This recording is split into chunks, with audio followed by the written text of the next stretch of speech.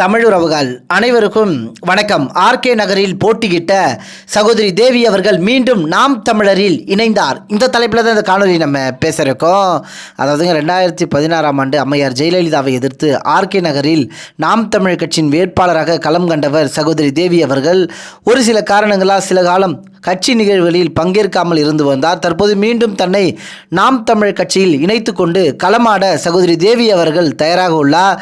சகோதரி தேவி அவர்கள் கட்சியில் இணைந்ததற்கு சமூக வலைதளத்தில் நாம் தமிழர் கட்சி உறவுகள் பலரும் தங்களது மகிழ்ச்சியை வெளிப்படுத்தி வருகிறார்கள்.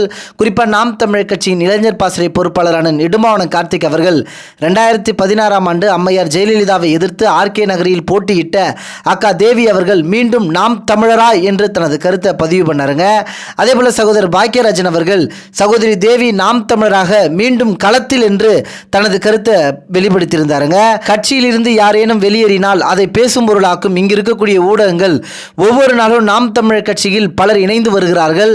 ஆனால் இதனையெல்லாம் ஊடகங்கள் ஏன் பேசுவது இல்லை என சமூக வலைதளத்தில் பலரும் தங்களது கேள்விகளை முன்வைத்து வருகிறார்கள். குறிப்பாக மீண்டும் தன்னை நாம் தமிழர் கட்சியில் இணைத்து கொண்ட சகோதரியின் தேவியின் செயல்பாடு நீங்க எப்படி பார்க்குறீங்கன்றத உங்களுடைய கருத்துக்களை தெரியப்படுத்துங்க.